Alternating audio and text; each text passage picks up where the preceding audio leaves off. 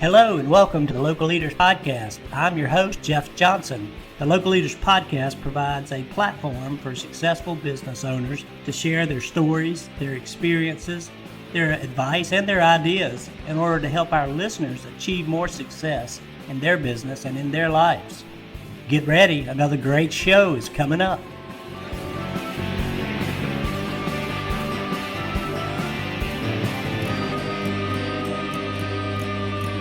Hey, good morning, everyone, and welcome to another episode of the Local Leaders Podcast. I'm your host, Jeff Johnson, and I am looking forward to having a conversation today with our new friend, Zach Umstead of Randevoo. They're out of Bethlehem, Pennsylvania, and I want to welcome you to the show, Zach. Thanks for being here. Thank you for having me. Good morning. Hey, good morning. We're excited to learn more about your business and kind of how you guys got into it and how you got started, and just kind of give us that backstory if you don't mind. All right. Well, short and sweet would be, I always had a passion for cooking. My mom's a great cook. I learned a lot from her during high school and stuff like that. A lot of my friends would even just come over and I'd always cook everyone food in high school, and they'd go back home to their moms and be like, "Hey, can you make this? What Zach made me? It was so good." So, out of high school, I ended up going down to the Le Cordon Bleu program in Pittsburgh and did that program for a year. And I ended up doing my externship out in Colorado, right in Beaver Creek, right in the middle of the Rocky Mountains. Oh, man, that sounds beautiful. Yeah, so I got hooked up at a really good fine dining restaurant called Grouse Mountain Grill. I enjoyed working there so much. It was basically like another culinary school, but my job. So I ended up staying there for 4 years. Never ended up coming back home because I liked Colorado so much. And then I bounced around a few different fine dining restaurants out there, and finally made the decision that I wanted to be a little closer to family. So that's when the food truck idea kind of started. I would be home on vacation sometimes, and some of my friends and I would go to a brewery and see some food trucks there. I was like, you know what, that's a great idea. And, that got the gears turning a little bit, and finally decided to move home after 10 years in Colorado and started the search for a food truck. Nice. And that is a great way to get into your first restaurant. We've had a number of guests on the show who started out of a truck and then eventually went to brick and mortar, and some of them retired the truck at some point and it's kind of parked in the back and they'll use it for special occasions and catering and things like that. And others just keep it going. So how long was it before you opened your restaurant, once you started your food truck?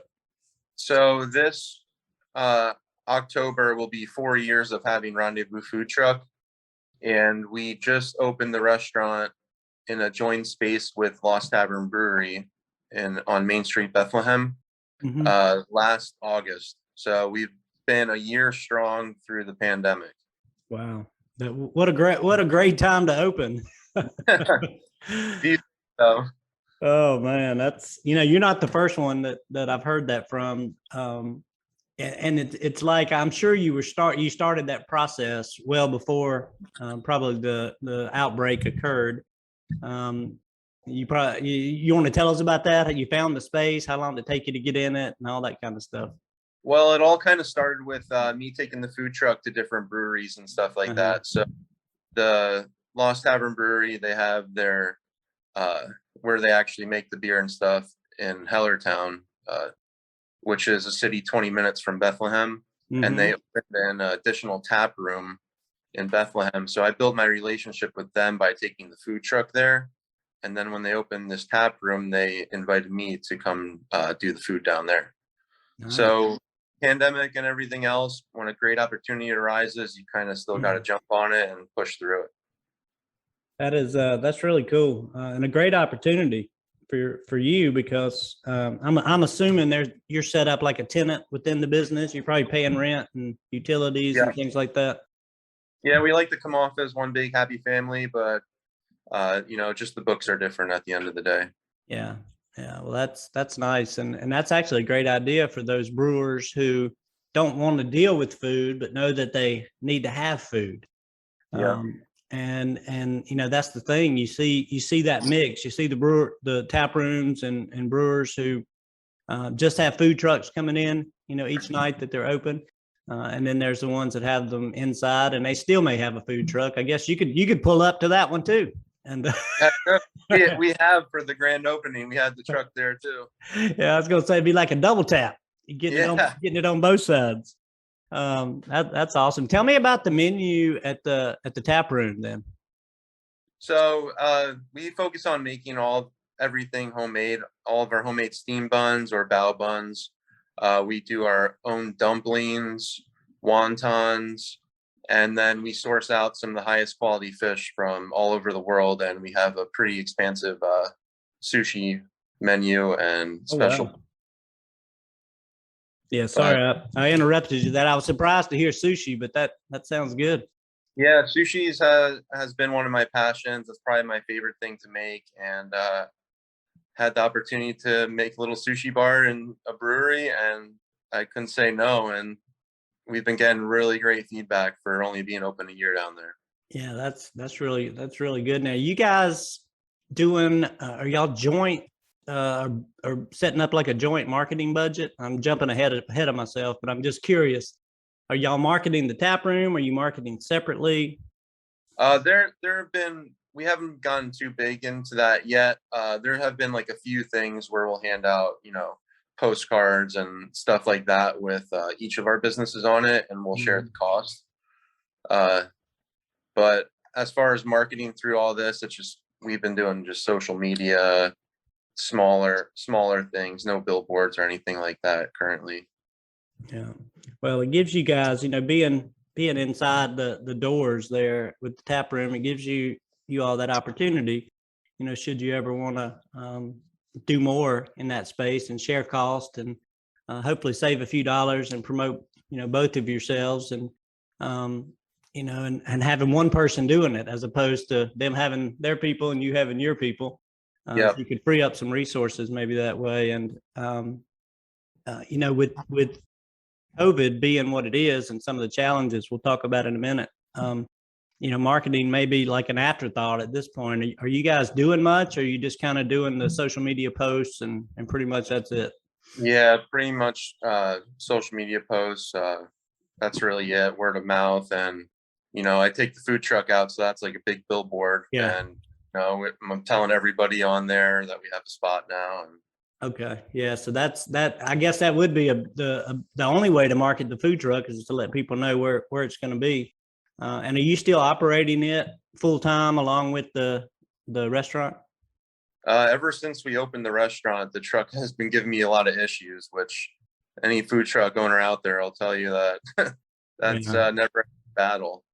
But just with the staffing issues and stuff like that, our main concentration right now is, getting the restaurant where we want to be and making sure everything's, up to par down there before we start taking the truck out too much.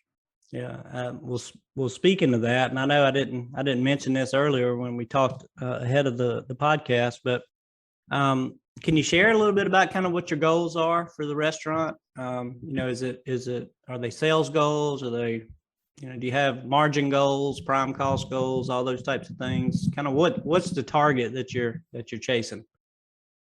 The target is to create a rendezvous experience in Bethlehem. Our food is really different from, anywhere around the area.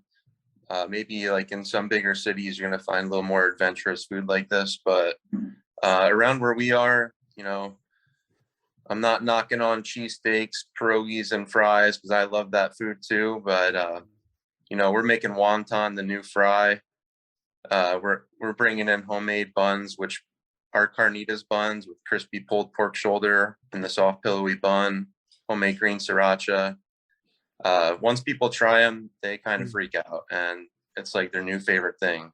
So I think first, before coming a numbers guy, I just want to keep blowing people's minds with the food and create an awesome dining experience down there all together. Of course, not losing money along the way, but I really want to create a fun new restaurant environment for Bethlehem, which has been a really good upcoming city lately. Yeah, well, that's awesome. I mean, I think that's a fantastic goal, and the only thing I'll ask you to, maybe a takeaway for you is to think about, how will you know when that's been achieved, or can it be achieved? Will you ever get that to where you want it to be? And I guess you really can look at that. You look at your reviews and things like that, and kind of see if people are really just wowed, by what you're doing, and you're getting 5-star ratings everywhere. Maybe that's what you look at, but that's a big goal, and I guess it'll be in here in your heart as to whether or not you get there, right? Yeah, but I think once we have a line, it's a really big space down there. Once we have a line, like you said, reviews, a line, people waiting to get in, even on slower hours of the day, that would in my mind tell me that we did it. That you got there. Yeah. Then you'll have to start thinking about the next goal. taking the concept to the next town over or city. Hey, have you got that in mind as to kind of like long term to be able to grow locations, or maybe start up new concepts? One new concept I would say for the brand is we make our own homemade sweet chili sauce, and I've been growing all the Fresno peppers to date for that. So it's the dipping sauce that we serve with all of our wontons, and we recently started to bottle that sauce. And back to me saying we pretty much make everything from scratch. I would like to start a Randevoo sauce company line where we have our barbecue, our sweet chili glaze, our green sriracha. I mean, you name it. All of our sauces are so good, there shouldn't be any reason why people can't take them home and throw them in their fridge. Absolutely, and that is actually a much probably a less costly way to grow your business, because you got the overhead of bottling, the expense of packaging and labor and all that, but it's probably less than opening up a new restaurant. When it comes to the total invested amount of money, and you expand your reach. So now people can, and with everybody ordering online anyway, now you can sell your product all across the country. Exactly. And I think, before, expanding to another brick and mortar or something like that, my goal is to really get the food truck out there more frequently, since we're just short staffed right now. Yeah. It's honestly really sad how many emails and phone calls I have to turn down on a daily basis just because we don't have enough people to take the truck out. Yeah. Yeah. It's and I know that hurts inside every time it happens. It's like, yeah, it's my baby. Yeah, that's how you got started. And maybe the food truck's just a bit jealous of the restaurant, and it decided once you opened up, it was going to give you a hard time. It's like a spoiled kid. Definitely. Well, hopefully you can. I think you've got a great plan there. Actually, extend your reach and your sales, and create new revenue sources from your chili and all your other different dipping sauces. Expand that line to include more than the chili, and as you said, barbecue and some of the others, and bring in more revenue. Fix up the truck, get it back out there. That's going to grab more revenue, and that's a great way to do it. So congratulations on that. I think you're heading down a great path. Thank you, Jeff. I lost your audio, your video for a second. There you go. You came back. Someone was calling me there. Sorry about that. Oh no, that's okay. I thought maybe your computer went into sleep mode or something.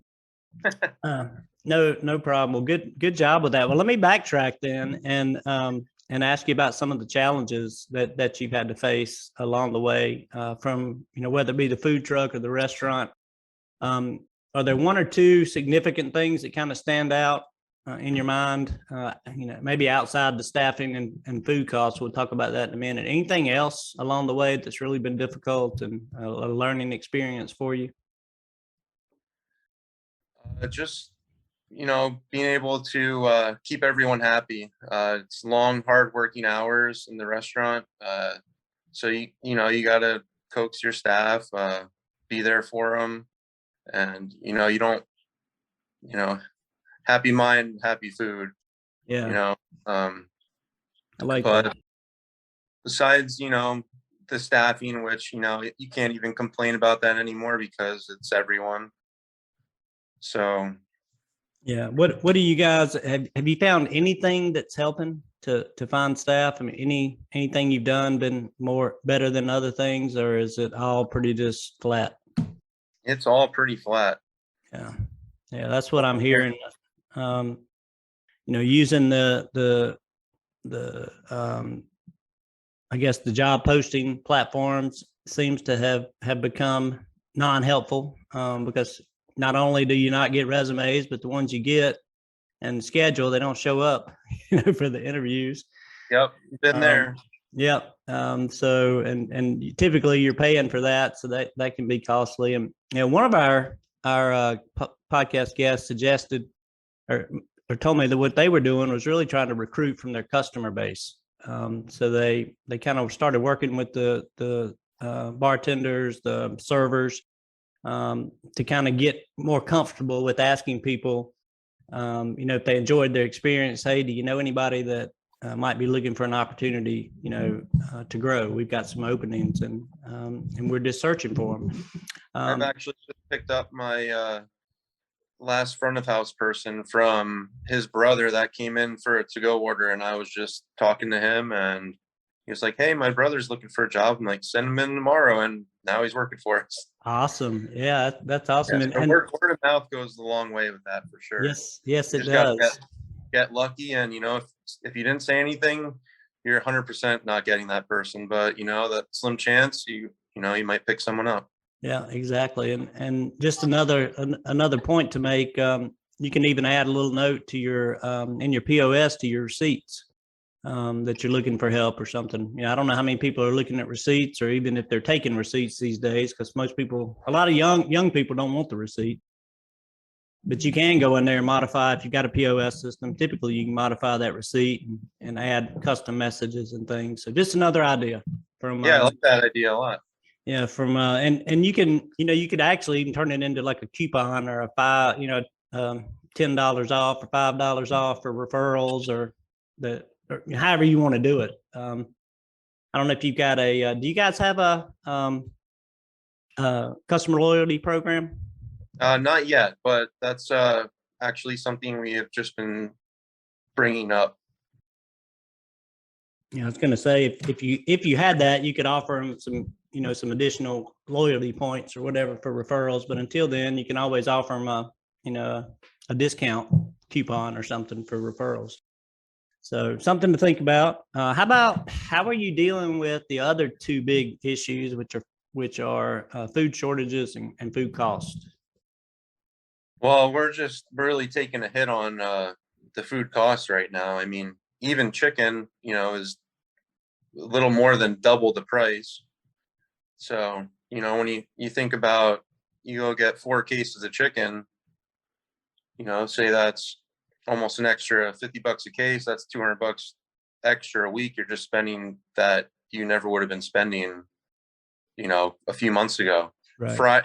Fryer oil, forget it. I mean, I've heard. yeah, like from $17 to $37 now in just a year. Yeah. That really really hurts, and that kind of sacrifices some income that you can give to your employees for a raise and stuff like that. So it's a serious grind right now, and you want to keep things set on your menu. You don't want to 86 anything, and you might put an order in someday or go to the store and they don't have anything like that for a couple of weeks. It makes it very tricky, definitely stressful. It takes more time and energy to be able to just have all your food on order. It's Yeah. tough. Yeah, it is. It's a difficult situation because like you said, you don't want to take things off the menu, and you don't want to have to raise prices on your customers. But a lot of restaurants, they absorb those extra costs for quite some time. But a lot of our guests have been raising prices of late. So should you decide to do that, you would be right in trend with what's going on out there across the country. Well, luckily we don't buy our buns and we make our buns, so we just got to keep up with making them. You just got to get your flour or all your ingredients and be able to crank them out. So is the fish? Are you having shortages with fish as well, and prices on I fish? would say not so much on the fish. It's more expensive, but shortages not really there. Yeah. I was curious. I'd never asked anybody. I know chickens has been an issue, but I didn't know if fish specifically was better or worse or the same. And I guess steak is kind of along the same lines. But I know chicken is kind of the big thing, and chicken wings more than anything. And I had smoked wings on the food truck, and well, we haven't really been taking it out that much, so it's not that much of an issue. But if we were taking it out, I'd be like, probably look into changing that menu item out with something else. Yeah. Well, you're probably going to have to, otherwise you'll have to charge them $15 for 5 wings or something. Yeah. Assuming you can get them. Exactly. Yeah. They, one of our guests was talking about, this was a couple months back actually, that they took chicken wings off their menu and substituted it with buffalo thighs. So they could get thighs, but they couldn't get wings, and so they just threw the buffalo sauce to it and are rolling with it. I got to follow up and see how that's going. I don't know if people will buy buffalo thighs or not, like they would wings. I don't know. People love their wings. You got that right. I'm one of them. I am one of them. So, how many employees do you guys have right now? Are you pretty lean? We're running it super, super lean. We have 3 people in the back and 2 people in the front and myself. And that's, Yeah. And we're making everything from scratch. We're not buying anything frozen and just dropping it in the fryer. We literally make everything. So yeah, even on a slow day, we're grinding it out to have everything. Yeah, a lot of prep work in that model. And but that sounds like, is that about what you need to run the restaurant only? Is it, or would you like to have more staff there? We are definitely looking for more staff all around, front of the house and back of the house. Good to know. Is the restaurant a kind of counter service, or is it, do you have table service? Are you serving them are you using servers? It is a counter service, and then we serve you at the table then. I got you. Order at the counter, delivered to the table. Correct. Got it. Yeah, a lot of people are set up differently, but that's kind of the most common. Counter, delivered table. Yeah, so we are hiring all positions. Hear that, all our listeners. The Bethlehem, right? In the Yes, Bethlehem area. We got a great opportunity for you. So get down there to Randevoo and talk to Zach and or any of his team, and they'd love a chance to talk with you and maybe create an opportunity for you. So go see them. Hey, are you guys running 7 days a week, or are you running? What's your schedule? Every day but Monday. And with the staff shortages, we are potentially closing Tuesdays now, unfortunately. Yeah, that's one of the things that we've had to do. We've had to sacrifice days because of staffing. And if you can get some more help, you need front of house and back of house for to operate. So hopefully you'll get a few people and maybe reach a few people with our podcast here. And if you know anyone, in the area again that's looking for an opportunity, Randevoo would be a great place to go and to work. Are you doing lunch and dinner, or just dinner only? Dinner only on the weekdays, and then we're open all day on the weekends. Okay, all right. So could be a second job for someone to operate. To come in and work Monday through Friday or something. Although weekend help is needed. Get over there and help Zach out. He's getting tired. Hey, I guess we're getting down just a little bit on the time, getting close to our time. But is there I always like to eh, ask if you had any words of wisdom or things that you might share with any of our listeners who are thinking about starting up their business and maybe haven't kind of got off the ground yet. I, I would say, you want to, like I said, our food is very unique for the area, and almost, some are a little scared to approach it because they don't know what it is. But you want to find something that targets the area you're going, that hits home for them a little bit too. Right. So, like I said, instead of doing fries here, we're doing wontons. Our carnitas steam buns are like a glorified pulled pork sandwich. So you're still kind of hitting home, but giving them something new to try. Yeah. And I would be there start to finish every day long, every day. Yeah. And be prepared for that. Right. Yep. Long Consistency is long key hours. for sure. Sorry, I talked over you, Zach. Can you repeat that? I was saying consistency is key for sure. Yes, sir. And that is always, something that you've got to be able to provide consistent food. People get used to that great food and they want it every time. They want it to be on point. And it's a challenge, to continuously roll out great product. But if you've got good staff and they're well trained, then you can do it day in and day out. And that's what they're doing at Randevoo for all our listeners in the area. And if you're not in the area, hey, tell us Zach website address. We're going to flash it up on the screen as well, but you want to give a shout out to the website, and also, can you order online at this point for your sauce? At this point, not for the sauce currently. Okay. But our website is randevoo-restaurant.com. You can also find us on Instagram and Facebook at Randevoo_Bethlehem and at Randevoo Food Truck. We got a bunch of fun pictures up there. We always post our daily specials, and on top of our normal menu, we have daily special menu, which we just like to play around with. And people ask what Randevoo is. We honestly just make food we want to eat all the time. Yeah. Nice. I like that. We just make food we want to eat all the time. I like that. And for all the locals, make sure you're taking a bottle of that sauce home with you as well. And we're gonna have to blow it out when you get your website ready for online orders, and make sure we get this thing across the country and have people start to check you out online and place those orders, not just for a bottle or two, but a couple of cases, right? That'd be amazing. Make it worth your shipment. All right, Zach. Well, it's been a pleasure having you today. We really appreciate you coming on and sharing your story of Randevoo and the Randevoo food truck.